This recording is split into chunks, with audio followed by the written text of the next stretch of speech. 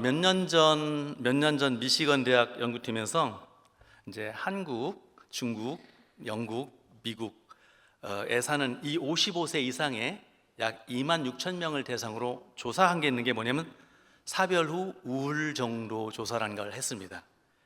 그래서 이제 쉽게 말해서 뭐냐면 배우자가 이렇게 죽기 전과 배우자가 죽은 후에 우울 점수가 어떻게 달라지는가를 이제 조사한 건데 미시건 대학 연구팀에서 그럼 보시면 알겠지만 이 표를 보면 이제 좀 특이한 나라가 중국입니다. 유독 중국만 배우자가 죽고 나서 우울 점수가 낮아졌다라는 거예요. 그래서 함께 부부가 살면서 우울했는데 배우자가 죽고 나니까 우울이 사라지고 더 행복했다라는 거죠. 이걸 어떻게 해석해야 될지 모르겠지만 나머지 한국, 영국, 미국은 다 저게 당연한 거잖아요. 우울 점수가 올라간 겁니다. 근데 여러분 딱 보시면 알겠지만 저 중에서 우울 점수가 가장 높이 올라간 나라가 어디입니까? 한국이 5.1. 다른 데는 다 뭐 1.6, 1.4, 1.9, 2.1인데 5.1입니다. 그렇다면 여러분 생각에 배우자가 죽고 나면 누가 더 우울 정도가 심할 것 같습니까? 남편일까요? 아내일까요? 불행하게도 남편입니다. 배우자가 죽고 나면 남편이 훨씬 더 심하다는 거예요. 여성은 사별하고 나면 짧게는 1년, 길면 한 2년 정도 지나면 우울에서 벗어나서 어느 정도 안정을 되찾는 경향이 있다고 합니다. 그런데 남편은 사별한 지 2년이 지나도 수년이 지나도 그 우울감이 쉽게 사라지지 않는다라는 거예요. 여러분 왜 그럴까요? 당연히 생각할 필요도 없죠. 그만큼 아내의 역할이 크기 때문에 그런 겁니다. 아내가 해주던 음식, 아내가 입혀주던 옷, 아내가 챙겨주는 거 하나하나가 다 지금 생각해 보니까 너무너무 그립고, 심지어는 아내가 있을 때 그렇게 듣기 싫었던 잔소리도 정말 막상 아내가 떠나고 나니까 그 빈자리가 너무 크게 느껴져서 남편들이 그렇게 힘들어한다라는 거예요. 그러나 여기 계신 우리 아내분들은, 우리 권사님들, 집사님들은, 여사 집사님들은 건강하게 오래오래 사셔야 되고, 저를 포함해서 모든 우리 남성들은, 남편들은 그런 아내가 있을 때 잘해야 할 줄 믿습니다. 우리 아내분들, 여성 성도들만 남편이나 남성들을 위해서 이렇게 말해주세요. 있을 때 잘하세요. 따라하세요. 있을 때 잘하세요. 좋은 말 할 때 잘하세요.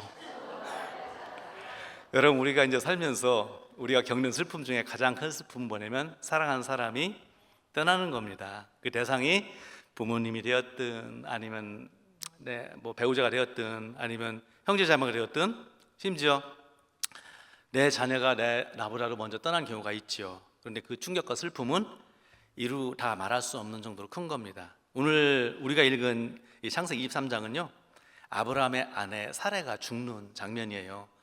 이 성경에서 이 죽는 장면을 이렇게 묘사하는 부분이 그리 흔치 않은데, 아내인 사레가 죽었으니까 남편 아브라함이 뭘 하겠습니까? 당연히 장례를 치러야 되죠.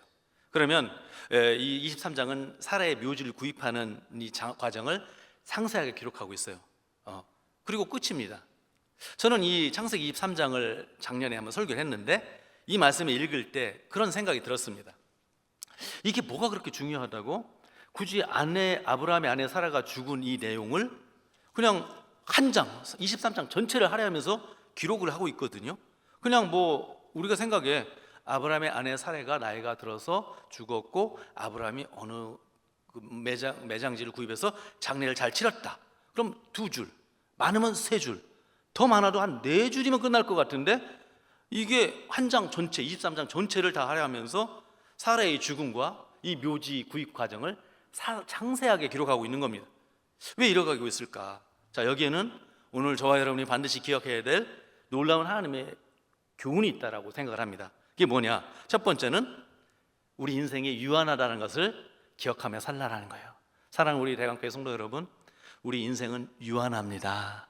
당연한 것 같지만 우리가 살다 보면, 정신없이 살다 보면 우리 인생이 영원히 끝간데 없는 것처럼 생각하며 살 때가 얼마나 많은지 몰라요.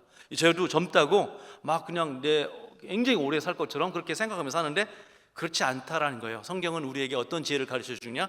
우리 인생은 유한하다, 얼마 남지 않았다라는 거예요. 성경에서 반복해서 이야기를 합니다. 여러분 오늘 1절로 2절 상반절을 보면요, 사라가 127세를 살았다. 그리고 2절에 기랏 야르바에서 죽었다라고 합니다. 사라가 죽었는데 127세에 죽어요. 그럼 아브라함은 몇 세에 죽을까? 성경에 보면 사라보다 10살 연상이었는데 137세, 이 나이가 137세인데 나중에 아브라함은 175세에 죽습니다. 아브라함의 아들 이삭은요 180살에 죽습니다. 제가 드리고 싶은 말씀 뭐냐면 아브라함이든 사라든 이삭이든 우리 모두가 언젠가는 다 죽음 앞에 서게 된다라는 거예요. 내가 80에 이 땅을 떠나든 90에 떠나든 아브라함처럼 170에 떠나든 180에 떠나든 사라처럼 120에 떠나든 우리 모두는 다 죽는다. 이것이 우리 인생의 성경에서 말하고 있는 이 정의인 거죠. 그래서 아브라함이 오늘 4절에서 뭐라고 표현합니까? 나는 당신들 중에 나그네요 거류하는 자다라고 고백을 합니다. 나그네라는 말은 무슨 뜻이냐면 돌아갈 고향이 있다. 여기가 영원한 곳이 아니다. 내가 사는 이 땅이 영원한 데가 아니라 내가 고향이 있다라는 겁니다. 천년만은 우리가 살 수 있는 것이 아니라 언젠가 떠날 날이 있다. 아브라함뿐만 아니라 신약의 야고보도 너희 생명이 무엇이냐 잠깐 보이다가 없어지는 안개니라 라고 우리 인생을 이렇게 정의합니다. 그러니까 우리가 어떻게 해야 되느냐? 우리 인생은 이렇게 유한하다, 안개와 같다, 나그네와 같다라는 것이 성경의 이야기인 거예요. 여러분, 그러니까 우리가 어떻게 살라는 겁니까? 내 건강에, 내 몸에 지금 건강하고 아무 이상이 없다고 해서 여러분 내가 100년, 200년 살 수 있다는 게 아니라는 겁니다. 여러분 이 현실을 기억해야 돼요. 내 나이가 얼마 안 됐다고 해서 여기 보니까 우리 젊으신 분도 있고 우리 목사님들 참 부목사님들 참 젊어요. 부럽습니다. 그러나 여러분 죽음이 멀지 않았다고 그렇게 생각하지 말라는 거예요. 저나 여러분이랑 별 차이 안 납니다. 여러분 남편이 나보다 10살 많으니까 난 남편보다 오래 살겠지? 권사님들 착각하지 마세요. 오늘 사라가 아브라함보다 10살 아래였는데 누가 먼저 죽었습니까? 10살 어린 사라가 먼저 하나님의 부르심을 받습니다. 여러분 그게 우리 인생이에요. 우리가 나이가 많다고 해서 먼저 가는 것도 아니고 적다고 해서 늦게 가는 것도 아니고 내가 질병이 있다고 해서 먼저 가는 것도 아닙니다. 놀라운 것은 제가 목회하면서 느끼는 게 정말 골골 80이 맞더라고요. 골골하신 분이 오래 사셔요. 뭐 갑자기 건강하신 분은 어느 날 입원했는데 제가 장례 치르는 거 많습니다. 그러니까 죽고 사는 그 결정권을 누가 갖고 계시느냐? 생명의 주관자 되신 하나님이 갖고 계신다. 내가 아무리 빨리 죽고 싶다고 해도 빨리 천국 가고 싶다고 해도 하나님 싸움 주시지 않으면 더 살아야 돼요. 거꾸로 내가 여기저기 아프고 막 쑤시고 그래서 우리 권사님들이 저한테 그러거나 목사님 저 빨리 하나님 나라 가고 싶어요. 그 말은 진심이에요. 그런데 그렇게 쉽게 안 갑니다. 하나님이 부르셔야 가는 거지 나 자식들에게 피해 주고 싶지 않다고 나 빨리 이 땅을 떠나 여러분 그런 기도 하지 마시기 바랍니다. 그거는 하나님께서 헷갈려 하셔요. 하나님 부르심이 때가 안 됐는데 자꾸 보내달라면 어떡합니까? 여러분 그래서 중요한 건 뭐냐면 우리 인생이 길지 않다. 그렇게 우리의 인생의 유한함을 기억하며 살면요 어떤 지혜가 생기냐면 우리 인생 그 자체가 복된 거예요. 내가 인생이 막 길지 않다라고 생각하며 살기만 해도 우리 인생에 복된 거예요. 왜 그러냐? 우리 인생이 유한하다는 것을 늘 기억하며 사니까 어떻게 돼요? 하루하루가 소중한 겁니다. 시간을 정말 잘 써요. 아껴 써요. 그리고 허튼 곳에 시간 낭비하지 않아요. 본질을 붙잡아요. 하나님 내게 준 사명 있잖아요. 교회 일 열심히 하고 정말 말씀 공부, 전도 뭐 이런 쪽에 열심히 하는 겁니다. 한시라도 건강할 때 교회를 위해서 봉사하고 성도들을 위해서 헌신하고 희생하는 거예요. 왜? 시간이 얼마 없으니까 가장 소중한 곳에 헌신하는 겁니다. 우리 오늘 제가 찬양대에서 찬양하시는 우리 전도회 보면서 정말 감동받았어요. 저기서 이렇게 찬양하시는 우리 선후배들이 딱 서 있는 걸 보면서 우리 대강교회 너무 좋다. 저분들은 시간이 얼마 남지 않았다는 것을 생각하며 사는 인생 같아요. 여러분 우리 제 사진 하나 이거 진짜예요. 진짜 그 소중한 일에 시간을 드린다라는 거예요. 그래서 제가 사진 하나 보여드릴게요. 여러분 제목을 쓰지 말았어야 되는데 답을 하죠. 누가 장로 봉사한다고요? 시무 장로님들께서 주방 봉사는 여러분 그래서 제가 여성들을 위해서 설교를 해야 되는데 오늘 남자들이 미워하게 생겼어요. 자, 우리 시무 장로님들 자랑하려는데 저희 교회는 여자는 주방에 못 들어와요. 나 이럴 줄 알았어. 어느 교회는 박수도 나오던데 우리 교회는 여성이 교회 주방에 못 들어옵니다. 우리는 남자만 들어가요. 평상시 나를 위해서 가족을 위해서 그렇게 쳐다보지 마세요. 나를 위해서 가정을 위해서 이렇게 헌신하는 아내를 위해서 난 손에 물을 붙일 수 없다. 그래서 우리 장로님들이 가서 국수를 삶아요. 재정에서 헌금 계수하는 분 한두 분 빼고 우리 시무장로님이 이번에 더 많이 늘어났지만 하여튼 11분 저기 다 들어가서 이렇게 봉사합니다. 오늘도 했습니다. 매주 3부 예배 드리는 식수 수백 명이 먹거든요. 그거 다 해요. 그러면 여러분 생각에 에이 저거는 뭐 국수 삶아주고 뭐 저거는 나도 할 수 있겠다. 아니요. 국수 삶고 이렇게 하고 저도 잘 모르니까 뭐 하고 뭐 고명 얹어서 반찬 놓고 설거지까지 다 합니다. 자동화 시설 다 갖췄거든요. 인생이 천년만년 살 것도 아닌데 나에게 주어진 이 기간을 이렇게 헌신하고 싶다. 여러분 우리 교회 또 사진 보세요. 시무장로님 4분이 전도폭발 들어가 1단계 전도폭발. 여러분 전도폭발 아시죠? 우리 대광교회 전도폭발 하나요? 하나요? 대답이 하시죠? 예, 저희 합니다. 근데 장로님들 하시나요? 거기까지만. 자, 저희는 시무장로님들이 4분이 하셔요. 앞으로 또 하실 겁니다. 우리는 전도폭발 안 하면 안 돼요. 설거지 안 하면 안 돼요.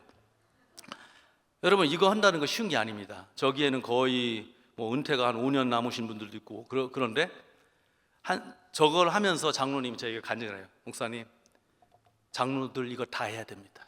우리 동안교회 성도들 이거 다 해야 됩니다. 이거 하다 보니까 정말 중요한 게 뭔지를 알았다는 거예요. 그동안 신앙생활하면서 이 복음의 본질이 여기였다는 걸 알았다는 거예요. 그래서 저분들 매주 나가서 공원에서 있잖아요. 무릎 꿇고 쪼그리고 앉아서 복음 제시하고 결과 보고하고 하나님께 영광 올립니다. 보고하고. 네, 여러분 전도폭발. 왜? 인생이 유한하다는 것을 알게 되니까 한 살이라도 젊을 때 훈련받고 한 살이라도 젊을 때 전도하고 한 살이라도 젊을 때 봉사해야 된다는 것을 이분들이 깨달은 거예요. 여러분 우리 인생이 유한하다는 걸 알게 되면요 우리 미워하고 시기하지 않아요. 왜? 남은 시간 얼마 안 되는데 정말 사랑하기도 바쁜 시간에 무슨 미워하고 정말 그럽니까? 정죄합니까? 나중에 다 후회합니다. 제가 목사잖아요. 우리 이한길 목사님도 늘 그러겠지만 막 나이 앞두신 분들 임종 기도 많이 해드립니다. 제가 저희 교회도 오래된 교회이기 때문에 이게 역사가 오래되니까. 그럼 이제 이분들이 가장 솔직해질 때가 언제냐면 우리 권사님들, 우리 집사님들 임종을 앞둘 때예요. 그래서 자기가 과거에 뭐뭐 했던 거 자식한테도 하지 않은 말을 합니다. 근데 요즘 제가 이제 참 희한하게 반복적으로 듣는 얘기가 뭐냐면 그 이제 후회하는 얘기예요. 내가 형제하고 싸운 얘기, 형제하고 자식하고 싸운 얘기를 많이 하셔요. 그 중에 얘기가 뭐냐면 땅 가지고 싸운 얘기입니다. 땅 가지고 싸운 얘기. 내가 목사님 내가 그때 왜 그 땅 그거 조금 더 가지려고 싸웠을까? 지금 생각해 보니까 그게 너무너무 후회된다는 거예요. 그냥 그때 그거 좀 줄 걸. 근데 그게 사실 생존의 문제이기 때문에 누구도 자신할 수 없어요. 저는 이해합니다. 그러나 그런 걸 가지고 많이 후회를 하셔요. 그래서 나 그거 다시 그 옛날로 돌아간다면 사이좋게 좋은 관계를 유지하고 싶다라는 거예요. 이미 시간이 늦었잖아요. 어떤 권사님은 또 내가 전에 그 문제로 자산 문제로 힘들었는데 다 화해해가지고 나 기분 너무 좋습니다. 나 이제 편안해 하나님 나라 갈 수 있을 것 같습니다라고 고백하는 간증하는 이 권사님도 있었어요. 여러분 그게 뭡니까? 그러니까 시간이 얼마 남지 않았다는 걸 생각하면 아마 그런 문제가 없었을 거예요. 근데 영원 천년만년 살 것 같으니까 그러는 거예요. 여러분 우리가 너무 잘 알고 있는 사도 바울도요 마가하고 싸우잖아요. 젊었을 때니까. 근데 나중에 뭐라고 합니까? 마가를 데려오라. 결국 남는 건 사랑인 거죠. 여러분 우리가 인생 유한함을 기억하면서 살잖아요. 교만할래야 교만할 수가 없습니다. 뭐 내가 높이 올라갔다고 우쭐거릴 거 없고 내가 돈 조금 모았다고 으쓱할 것도 없습니다. 건강하다고 내가 교만할 수 없습니다. 왜? 그래봐야 곧 있으면 내가 죽음 앞에 서는 거거든요. 그래봤자 곧 있으면 아브라함의 아내 사라처럼 그리고 아브라함처럼 하나님 부를 때 내가 이 땅을 떠나는 겁니다. 그게 10년일지 20년일지 30년일지 아니면 정말 1년일지 아무도 모르는 거예요. 여러분 우리 인생은 유한하지 않다는 이 진리를 반드시 기억하시기 바랍니다. 두 번째로 이게 진짜 중요한 내용인데요. 오늘 이 남전도연합 이렇게 총 헌신 예배를 드리니까 드릴 말씀이에요. 오늘 보면 창세기 23장의 이 사라의 죽음과 이 장례를 통해서 오늘 저와 여러분이 꼭 결단해야 될 거, 우리가 꼭 깨달아야 될 거 뭐냐면 정말 우리 인생의 이 슬픔을 참 우리가 살아가면서 겪는 고통, 슬픔, 아픔 많잖아요. 이것을 하나님의 이 약속의 말씀을 붙잡고 이겨내라는 거예요. 그게 소망으로 이겨내는 겁니다. 소망이 어디에 있느냐? 우리의 소망이 어디 있느냐? 하나님이 내게 약속하신 약속의 말씀을 붙잡고 살아가야 된다. 여러분 저나 우리 장로님들이나 여기 계신 우리 남전도의 모든 회원들이나 여러분, 이 땅을 살아가면서 우리의 인생은 슬픔이에요. 제가 참 행복하게 목회합니다. 우리 이한길 목사님도 행복하게 목회해요. 살얼음판을 걷는 행복이거든요. 우리 장로님들, 우리 권사님들 그렇잖아요. 인생이 행복하지만 잠깐이잖아요. 살얼음판을 늘 걷고 있어요. 오늘 이 예배를 드리고 와서 집에 가면 어떤 소식이 내 가슴을 철렁하게 하는 어떤 소식이 기다리고 있을지 몰라요. 자녀가 무슨 사고를 치거나 남편이 사업에 힘들어지거나 또 건강에 문제가 발생하거나, 늘 우리 인생은 그렇습니다. 우리 인생은 정말 어떻게 보면 슬픔의 인생인 것 같아요. 그게 진리인 거예요. 여러분, 오늘 2절 말씀을 보면 이런 말이 나와요. 사라가 가나안 땅 헤브론 곧 기럇 야르바에서 죽음에 아브라함이 들어가서 사라를 위해서 슬픔에 애통한다. 그러니까 아브라함의 인생도, 아브라함은 복의 근원이었지만 슬픈 거예요. 인생의 슬픔이에요. 아브라함이 이 사라의 죽음 앞에서 아브라함이 어떤 반응을 보냐면 슬퍼하며 애통했다라는 거예요. 이게 당연한 것 아니겠습니까?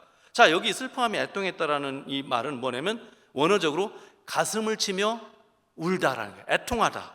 예. 이와 똑같은 표현이 이 히브리어가 어디에 나오냐면, 나중에 야곱이 자기가 사랑하는 아들 요셉이 죽은 줄 알았을 때, 요셉이 죽었습니다라고 거짓말로 보고했을 때 이 애통하다는 말이 나와요. 똑같은 단어가 쓰여져요. 그러니까 이건 뭐냐면 굉장히 슬픈 거예요. 자식이 죽는 이 참척의 슬픔과도 같은 표현인 거예요. 아내가 죽었으니까 이 아브라함이 당연히 그럴 수밖에 없었겠죠. 이 표현이 또 나중에 어디에 쓰이냐면, 다윗이 있잖아요. 가장 예뻐하고 사랑했던 세 번째 아들 압살롬이 죽었다라는 얘기 들었을 때 똑같은 표현을 써요. 그러니까 오늘 아브라함이 사라의 죽음 앞에서 슬퍼하며 애통했다라는 이 말은 뭐냐면, 그냥 어느 정도 슬퍼하는 것이 아니라 정말 크게 슬퍼했다는 거예요. 모든 걸 다 잃은 것처럼 통곡했다는 거예요. 정말 가슴이 찢어지는 아픔이었다는 거예요. 여러분, 이 장면을 보면 우리가 아무리 아브라함이 믿음의 조상이라고 하지만 사랑하는 아내가 죽었을 때 그도 인간이다. 그 아내 앞에서, 시신 앞에서 감정을 억누르지 못하고 통곡하며 우는 이 모습은 정말 인간적인 모습이라고 볼 수 있습니다. 여러분, 우리가 간혹 이제 신앙생활하면서 예수 믿는 사람은 부활의 소망이 있으니까 죽음 앞에서 슬퍼하면 안 됩니다라고 이렇게 말리는 경우가 있어요. 저는 그렇게 하지 않습니다. 울어야 돼요, 울어야 돼요. 슬픈데 어떡해요? 저도 만약에 내 아내가 나보다 일찍 떠난다면 난 아마 아브라함보다 더 크게 울 것 같아요. 너무 슬픈데. 예수님도 나사로의 장례식장에 가서 울었거든요. 사랑하는 친구 나사로가 죽었을 때 울었습니다. 그러니까 우리의 직분이 아무리 내가 목사고 장로고 권사고 안수집사고 직분자라 할지라도 사랑하는 부모님의 죽음, 사랑하는 아내의 죽음, 사랑하는 자식의 이 죽음 앞에서 우는 것은 이상한 것도 아니고 당연한 겁니다. 그 울을 때, 슬플 때는 울어야 되고 그 슬픔을 표현할 수 있어야 되는 거예요. 자, 다시 이제 이것을 염두에 두고 말씀으로 이제 돌아와 보면, 아브라함이 아내 사라가 죽었기 때문에 사라의 그 시신 앞에서 가슴을 치고 애통하며 통곡하고 눈물을 쏟고 있는데, 자, 여러분, 남자들 입장에서 이 아브라함이 흘린 눈물, 이 통곡은 어떤 것이었는지를 한번 남자들 입장에서 한번 생각해 보자고요. 제가 아브라함의 그 마음을 굉장히 많이 묵상했습니다. 아브라함이 왜 그렇게 슬퍼하고 애통했을까? 제가 이제 남편으로 우리 아내를 생각해 보니까 이 미안함과 후회의 눈물인 거예요. 미안함과 후회의 눈물. 내가 이럴 줄 알았으면 좀 더 아껴주고 도와줄 걸. 제가 피곤할 때 아내가 막 이렇게 쓰레기 봉지 이렇게 버리라고 하면은 나 목사지만 간혹 섭섭해요. 나 이렇게 남의 교회까지 가서 목이 쉬었잖아 벌써. 선교까지 와가지고 지금 힘들어 죽겠는데 막 오늘 가잖아요. 그럼 아내가 쓰레기 갖다 버리라 그래요.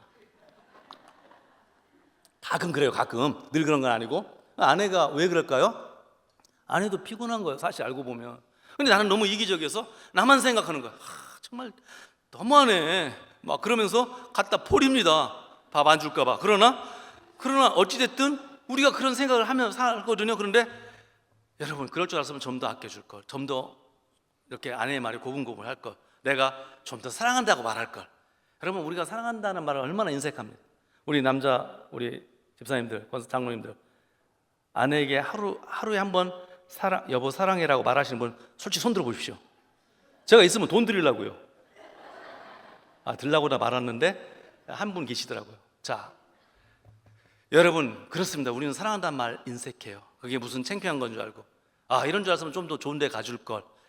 못하는 거예요. 평생 고생만 하고 이 세상을 떠났구나. 아마 아브라함의 눈물에는 그런 것이 있을 거예요. 여러분 실제로 아브라함이 왜 그러냐면 사라를 만나서 결혼하고 얼마나 고생을 많이 시킨지 몰라요.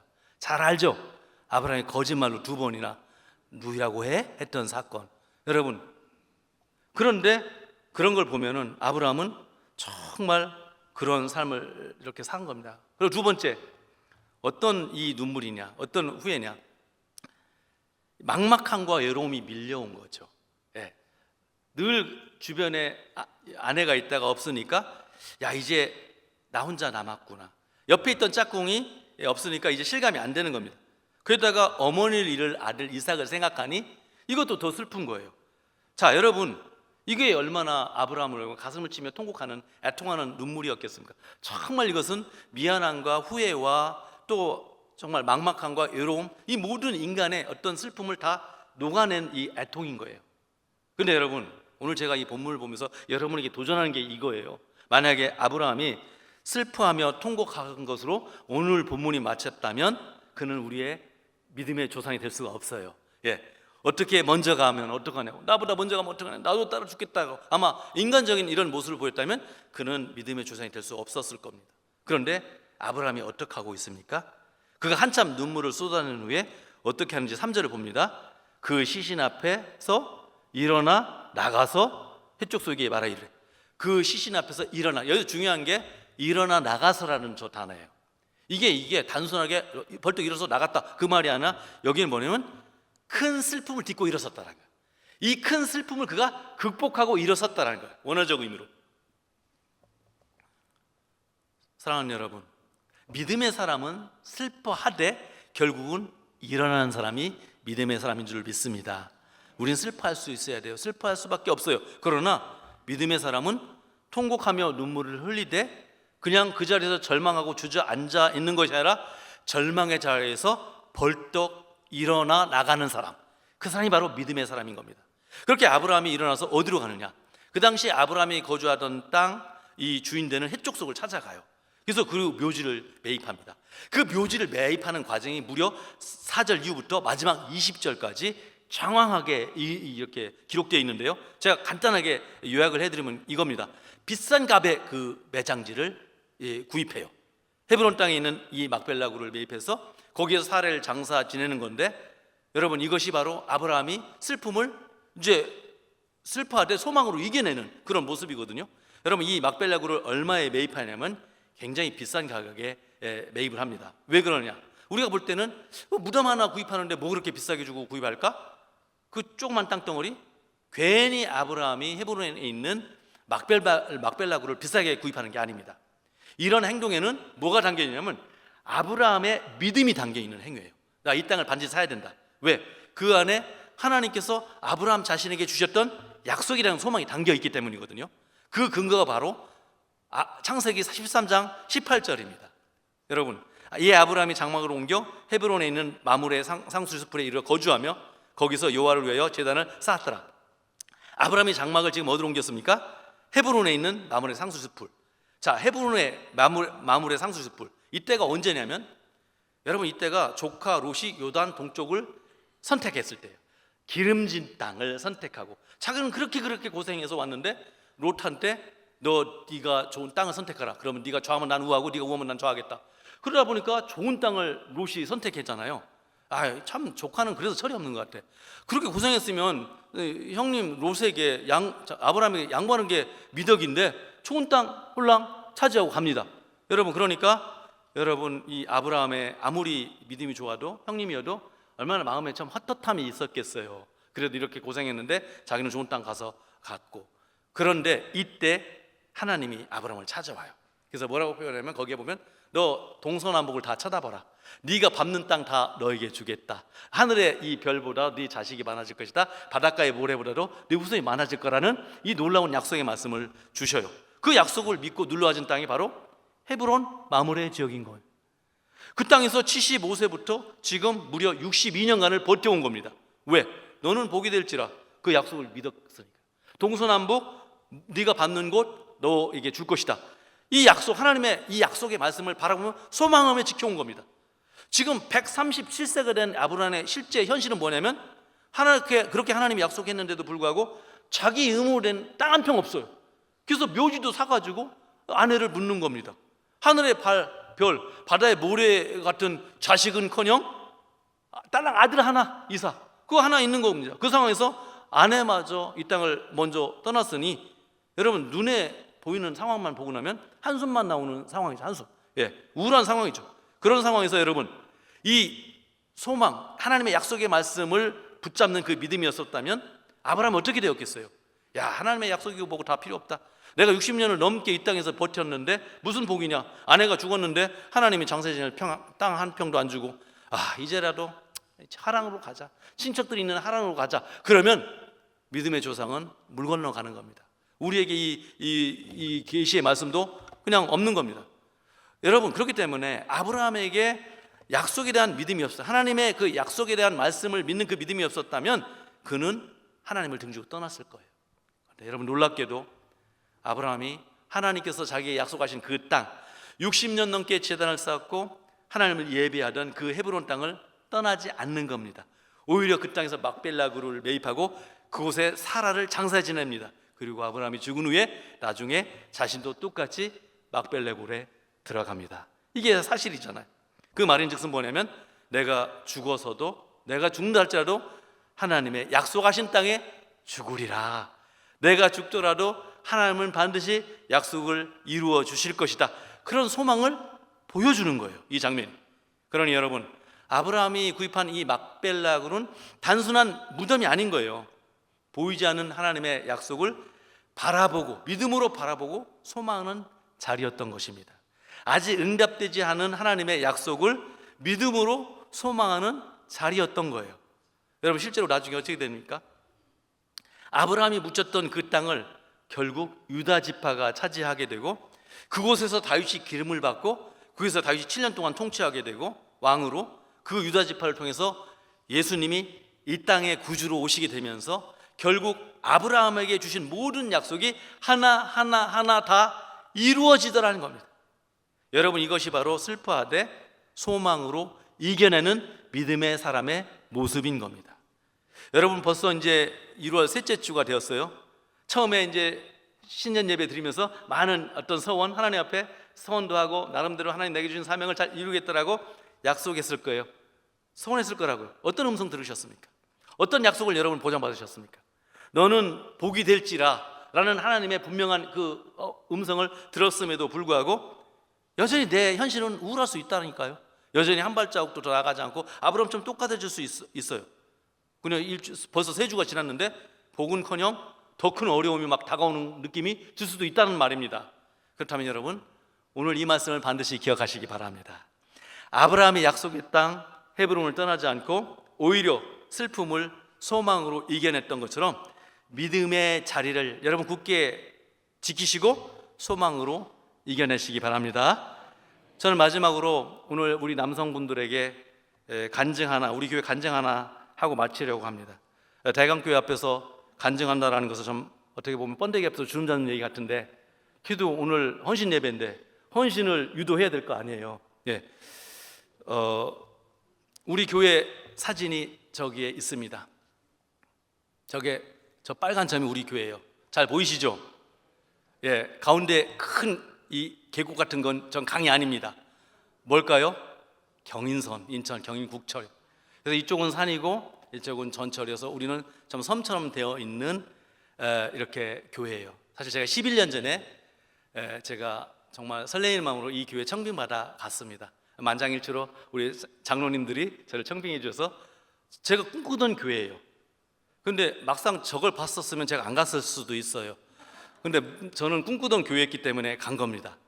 왜 그러냐면 저는 오랫동안 기도한 게 있습니다. 제가 전통교회 출신이거든요. 제 시골에서 뭐 전통교회 무슨 교회가 뭐 필요 없지만 오래된 교회 출신. 그래서 저는 전통교회의 약점과 단점을 너무나 잘 압니다. 신학교에 입학하고 나서 제가 이 전통교회 너무 좋은 장점이 있는데 나는 선교사도 아닌 것 같고 교회 개척하는 목사도 아닌 것 같고 교수도 아닌 것 같고 제가 저를 너무 잘하니까 나는 전통교회를 리바이벌하는 이 목회자가 하나님 내게 준 사명인 것 같다. 그럼 전통교회를 리바이벌하면 어떻게 되냐? 소그룹으로 제자훈련해서 우리 이한길 목사님 열심히 지금 장로님들하고 제자 훈련 하잖아요. 중지자 제자 훈련 11년째 제가 제자 훈련을 지금 첫 해는 3개째, 2개째, 요즘 지쳐갖고 하나만 합니다만 막 하고 제자 훈련해서 이렇게 저는 전통교회를 이 지역사회 모델교회가 되겠습니다. 꿈이 있었어요. 제가 그렇게 늘 기도하다 보니까 소그룹 하는 교회들로만 제가 이렇게 부교육자 사역을 가더라고요. 좋으니까 글로만 원서 내고 가는 게 되는 거예요. 그래서 저는 이제 서울 사랑교회에서 또 분당우리교회에서 또 미국에서도 막 소그룹 훈련을 많이 받았습니다. 아는 게 소그룹밖에 없어요. 예, 소그룹을 배워서 전통교회를 깨야 되겠다. 그래서 늘 그런 교회를 찾았어요. 그런 게 기도했어요. 이런 교회가 딱 나온 거예요. 이 기독신문에. 나 이 교회 가겠다. 근데 하나님이 보내려니까 저를 보내시더라고요. 그냥 한 번 냈는데 한 번에 된 거예요. 얼마나 감사한지 몰라. 근데 여러분, 그래서 제가 그 교회 가가지고 하나님 다음 세대를 위해서 다음 세대 모델이 되겠습니다. 청년들이 모델이 되겠습니다. 신혼부부의 모델이 되겠습니다. 제자훈련의 모델이 되겠습니다. 전 전도 폭발을 반드시 하겠습니다. 그냥 순수하니까 제가 기도한 거예요. 열심히 사역을 하는데 여러분 저렇게 됐어요. 저렇게. 그래서 열심히 기도하고 하는데 이게 부응이 잘 안 되는 겁니다. 그러니까 현실과 이상 사이에는 너무 이렇게 갭이 있는 거예요. 어쩔 수 없는. 저 목사고 여기 중직자들이니까 제가 이 말씀을 나누는 겁니다. 그래서 다음 세대를 세우고 이제 신혼부부를 세워야 되는데 어떻게 해나 이 사람들이 이렇게 교회에 나와야 되는데 나올 수가 없는 거예요. 어떻게 할까 하다가 여러분 제가 우리 장로님들하고 이렇게 말을 했습니다. 제가 기도를 막 하는데 예배를 준비하다 보면 예배실에 CCTV가 있어요. 그러면 이제 성도들이 예배 드리러 오는데 저렇게 주차가 한 20대 될 수 있었어요. 그럼 이제 새로운 목사가 오니까 막 궁금한 거야. 여기는 서울이 아닙니다. 저희 교회는 인천입니다. 저 오늘 오는데 굉장히 설레었어. 나 서울 특별시 온다 하면서. 서울은 뭐 아무나 오겠지만 전 인천이거든요. 그러니까 새로운 목사 같다니까 궁금한 거야. 그래서 막 사람들이 막 구경하러 오는 겁니다. CCTV를 보는데 들어오지를 못해. 주차할 공간이 있어야 될 거 아니에요. 들어오지를 못해. 그냥 매번 들어오나가. 그것을 1년 동안 지켜보니까 내 가슴이 터질 것 같아. 저도 인간이잖아요. 여러분 제가 목사지만 저도 사람이잖아요. 그렇게 기도하고 새벽마다 간구하는데 하나님의 시각에서 그런 생각이 들더라고요. 야, 문 목사, 또 매주 내가 새 가족을 너네 교회에 보내주는데 너는 뭐 하나도 준비 안 하냐? 뭘 준비를 해야 보내줄 거 아니냐? 하나님이 저에게 이렇게 말씀하시는 것 같아요. 내 생각이거든요. 근데 하나님이 그렇게 말씀하시는 것 같아. 그래서 여러분 막 가슴이 터질 것 같아. 그래가지고 제가 우리 장로님들에게 어떻게 할까 하다가 어느 날 우연히 있잖아요. 박재신 목사라는 전주 양정교회 GMS 이사장 하신 분인데 이 선교에 막 뜨시는 분이 이분이 제 고향 선배더라고요. 우연히 저희 교회 와서 설교하는데 이 박재신 목사님이 이 주차장 산 얘기를 하는 거예요. 주차장 산 얘기. 나랑 너무 마음이 똑같은 거예요. 그래서 주차장 사다 보니까 그 전주 양정교회가 우리랑 규모가 비슷해요. 근데 전주에서 빚이 60억 졌다라는 거예요. 우리 교회가 그때 17억을 저도 막 리모델링 하고 하면서 저도 나름대로 애를 많이 썼습니다. 너무 힘들었는데 막 빚을 내가면서 막 부흥을 해서 달려가는 거예요. 근데 이분이 17억을 빚을 졌다라는 거예요. 아니 목사님 17억 빚 60억 아니 우리 17억 지고도 지금 내가 지금 잠을 못 자는데 60억 빚 지고 어떻게 문 목사 빚을 왜 문 목사가 갚아?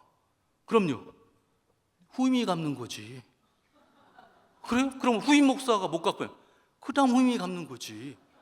아니 그 다음 후임이 못 갚으면 그 다음 후임이 갚는 거지. 그러면요 예수님 오시면 시마이 이분이 충청도 분이거든요. 내가 그 꽂힌 거예요 그 말에. 그때 장로님이 몇 분이 계셨는데 이 장로님들 꽂혔어. 그렇지 예수님 오시면 시마이. 그런데 중요한 거 있어 문 목사. 이자 감당할 수 있을 만큼 빚져야 돼. 그래서 장로님들 회의했어요. 장로님들 우리 이자 감당할 수 있는 빚이 얼마입니까?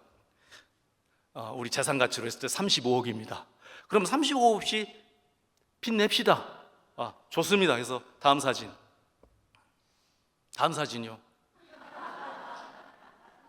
자, 넘버링 했습니다.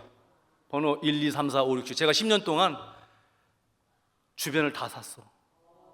여러분, 욕망이 드글드글한 목소리를 보지 마시기 바랍니다.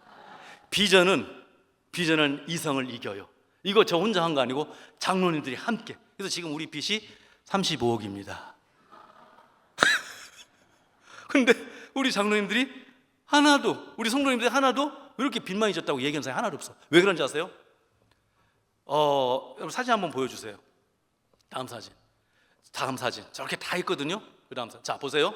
제가 자랑하려는 게 이거예요. 저게 첫 번째 위에 사진은 신혼부부 첫 번째 세미나입니다. 한 20몇 명 안 돼서 너무 기쁨이 너무 좋았어요. 야, 우리 신혼부부 이렇게 많아졌. 그 2년 지나고 나서 신혼부부가 7, 80명이잖아요. 너무 좋아졌어요. 그리고 그 다음 밑에 사진은 뱅킷을 하마다 하는데 처음에도 너무 좋았어요. 와, 우리 신혼부부 이렇게 늘어났다. 근데 그 다음 사진은 사진이 못 담아 한 장면에, 그래서 파노라마로 찍은 거예요. 저 젊은 친구들이, 요즘 젊은 친구들이 MZ 세대잖아요. 돈에 민감합니다. 쓸데없는데 돈 쓰면 우리 큰일 납니다. 그런데 제가 유일하게 칭찬받았다라니까요. 주차장 넓혀줬다고, 자기들 배려한다고. 요즘 여러분 1인 1카 시대입니다. 오면은 유모차 내려야 돼요. 할 수 있는 거 없어요. 그러다 보니까 여러분 이 주차장을 배려해줬다고 이렇게 감사해줘. 헌금도 안 내면서. 어찌됐든 저희들에게는 이게 너무 소망이고 희망이고 피투리하지 않아요. 여러분, 제가 이 말씀을 드리는 이유가 있습니다. 어떻게 보면 우리 교회는 55년 된 교회지만 수십 년 동안 어떤 소망이 그렇게 많지 않았던 교회예요. 교회 갈 때 담임인 저도 처음에 저 골목을 찾아가는데 안 갈 뻔했어요. 인간적인 마음으로는 안 가려고 했어요. 구석을 한 차를 1, 2분 몰고 들어가야 되는데 안 가려고 했어요. 실제죠, 인간적으로. 그러나 우리 아내가 역시 나보다 믿음이 좋더라고요. 목사가 기도해야지. 기도하니까 가라고 하시더라고요. 그래서 가서 아브라함처럼 10년 동안 기도하면서 장로님들과 함께, 성도들과 함께 하나하나 이렇게 달려왔습니다. 청년들이요, 우리 작년에 제주도 갔고 이번에도 또 갑니다. 100명 이상 갑니다. 신혼부부도 이번에 100명 이상 갑니다. 저희는 그거예요. 저는 미안함을 주는 목회를 해요. 청년들에게, 신혼부부에게 제주도 무조건 와라. 배 타고 오든지 헤엄쳐서 오든지 비행기 타고 오든지 오기만 하면 난 2박 3일 호텔과 다 숙박은 제공해 주겠다. 우리 장로님들 와서 밥 사줘요. 100명 제주도 봄날에서 밥 사주면 한 400만 원 들어갑니다. 자기들끼리 걷어요. 10만 원씩, 몇십만 원씩. 그래서 밥 사줍니다. 네, 그러면서 우리는 청년 살립니다. 이렇게 하다 보니까 하나님의 놀라운 역사가, 지금 강물이 흐르고 길이 나는 역사가 있습니다. 물론 대강교회는 더 훌륭한 교회, 더 좋은 교회, 더 능력이 많은 교회라는 거 알고 있어요. 그러나 저도 자랑할 게 있어야 될 거 아니에요. 여러분, 저는 우리 대강교회를 보면서 우리 이한길 목사님 내가 너무 좋아하지만 원로 목사님도, 우리 원로 목사님과 성품이 비슷하고, 이한길 목사님도 제가 약간 조금 좀 외향적이지만 저랑 비슷해요. 좋아요, 사람이. 그리고 교회 규모도 비슷하면서 형제 교회 같다라는 생각이 들어요. 그래서 대강교회도 잘 되고 우리 교회도 잘 되기를 저는 기도합니다. 그렇게 되기를 소망합니다. 2026년도 우리 대강교회와 동암교회 다 같이 중직자들이 무엇보다도 남전도가 깨어서 놀라운 하나님의 역사를 이뤄가는 그런 주인공들이 다 되시기를 주님의 이름으로 축원합니다.